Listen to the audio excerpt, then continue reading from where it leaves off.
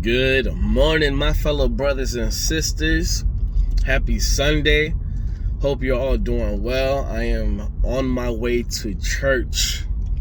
I am definitely very thankful for today. Today's another day of redemption. Today's another it's a new mercy, new love and new growth. And I'm just excited for today. My name is Nelson Gill, and welcome to my YouTube channel, where I talk about love, life, relationships, and the most important, Jesus. And today I wanna talk about something that's on my mind, something that I feel led to share. And I guess I don't know what I'm gonna title this, but I think I'm gonna title this "Do Not Envy Sinners." Not the most enticing title, but it is what it is. Anyways, I want to talk about do not envy sinners. Basically, I remember early in my walk, I used to, I'm heavy into Proverbs. That's like my main book. And there was just one scripture that stood out to me, and the scripture says, "Do not envy sinners." And I think it goes on to say, do not sit with scoffers and such and such and such. Anyways, this thing really stood out to me, and I was thinking earlier, I think it was yesterday, I was just thinking so many of us, we live our lives based on other people's examples. This is quote that I kind of live by, is that everyone you run into is a teacher to you. Every person, it doesn't matter who it is, every person is a teacher to you. And it's just such a dangerous thing to make comparison between yourself and others. And I believe that do not envy sinners is a pretty important thing to meditate on, and to write that on the tablet of your heart, because we live in this world where we're constantly comparing ourselves to others, our relationships, our careers, our ministry, our livelihood. You got believe it or not, you got people who argue about who's more righteous than others. And I mean, obviously that's that's not possible. It's impossible. Anyways, it's important to really practice that, and I can only speak for myself. I can't speak for anybody else. But I know that there's times in my life where I see, it always looks like, it always appears that people who are living in sin, or doing evil, practicing evil, or just doing things of that nature, it always appears that that they're winning, that somehow there's life over there on that side. I'll be honest, I've been there before, and I've come to grow into knowing the truth. Like, when I came to Jesus Christ and I was coming out of my sin, I started to realize, wow, the truth is, and this is something that I've heard the world say before, is cheaters never prosper.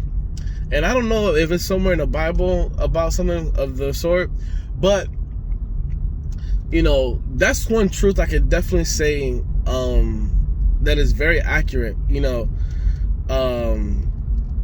The Bible talks about how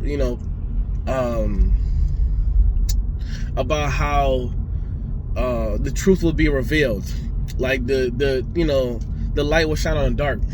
And I hold on to that truth because it may look and appear like other people are winning and that they're living the most prosperous life, but the truth is that if people are living in sin, doing evil, they are not prospering. That is a fact.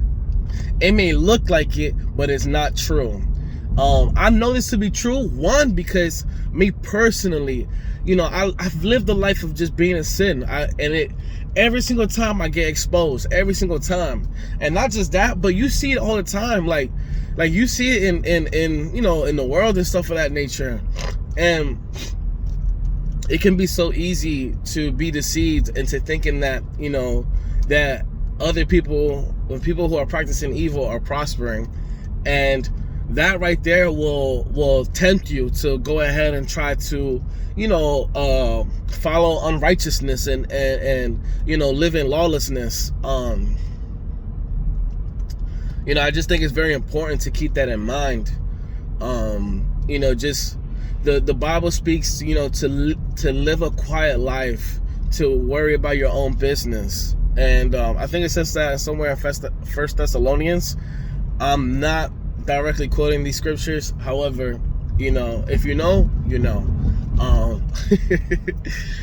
But what you call it? I just think it's important to really just stay focused on yourself. And this is not primarily, but this is one of the reasons why I stopped using Instagram and I stopped using all this other stuff or social media, is because while you may not directly be comparing yourself to others, you can't really control you can control what the direction of your thoughts and what you hold to captive. However, you can't control every thought and how you really feel. And sometimes, if I'm just being honest, you'll see stuff on the internet and you'll feel a type of way, or just even in real life, you could see this. This doesn't happen to me because, like I said, I know the truth. But you can see a coworker, making a ton of money, and you'll feel a type of way because you may not be making just as much money, and you don't know what that person is doing to get that money. You don't know what that person is doing, how they're living their life. And so, like, I'm telling you, like, people are really being deceived out here. Like, you don't even realize, like, if you're living your life based on what other people are doing and how they're doing it, you are gonna be deceived like no other. Seriously. I'm not saying just walk around, ignorant of the world's devices. In fact, I'm saying the opposite. So, I just want to encourage you with this. Know that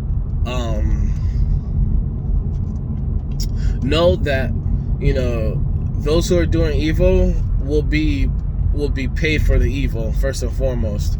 And that's including all of us. I mean, like, ain't no man above sin and reproach. Absolutely not. But just know this, it's important to just stay focused on yourself, stay focused on your works, and producing your own fruit. And that's just that, bottom line. I've never seen a righteous forsaken. I've never seen them begging for bread. And I'm gonna leave it at that. Man, nah. I could go a little bit further on this, to be honest with you. Man, it's so important. It's so, I can't even begin to tell you how important it is. Like, just, keeping your eyes on yourself. I don't know where it says in the scriptures, but it talks about not looking left and not looking right. And remember Lot's wife, where she looked back and turned into a pillar of salt, I believe, or stone or whatever.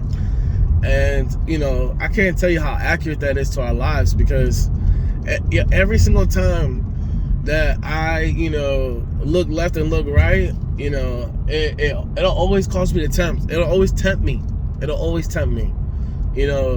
Let's just be real. Let's just be 100%. I can't stand those people not those people, because honestly, I love people. I love all people. But I just can't stand it when somebody's just like, like they act like they're without sin. You know what I'm saying? Like, and so, like, oh, sin doesn't taste good to me no more. Like, yeah, okay, yeah. I don't know what world you're living in. But obviously we don't want to sin, and so we know the consequences of sin, and so yeah, we don't want to, and we know that afterwards it may not taste good. But if you tell me that sin doesn't feel good to you, then I don't know. I'm gonna question that, to be honest with you. After sinning, obviously not. But the act of sin, there's not. I'm telling you, like nobody's dying to be. I mean, nobody is wanting to be faithful. If doing good was easy, we'd all do it. Everybody would be doing it. So, anyways. That's just all I gotta say today. I got a lot of energy today. I don't know why. Anyways, I hope this bless you. I hope that that this brings you closer to Christ and fix on his majesty, on his on his glory. God is created every one of us with a purpose and destiny. And I just want to help you guys fulfill that in every way possible. And this is the righteous life is a life of putting Christ first in everything, and putting ourselves last. And I know a lot of people that they don't want to follow Christ because they like literally, oh my goodness, they are so consumed with what others are doing. Like, why do we consume ourselves with how others are behaving? Like, God is going to give his judgment. And then on top of that, we've been commanded to forgive others. Oh my goodness, we've been commanded to forgive others. And I shared this the other day. Like, I'm in this practice of, daily. Even I always forgive, but I'm putting more effort, more conscious effort to forgive people before I go to bed. Like, that's so important. I can't even begin to describe how much it has set me free. Like, oh my goodness. These days, I feel spiritually free. Like, I feel like, wow, can't nothing stop me. Seriously, no weapon formed against me, it won't prosper. Like, you can try, but it just won't. Like, this light of mine, I'm gonna let it shine. And so, that's just all I gotta say. I know I'm mad, like, hype, and I'm mad energetic right now, but I'm just hyped because I'm about to pull up the church and we about to worship, like, for real. Blessings. Love you. Peace.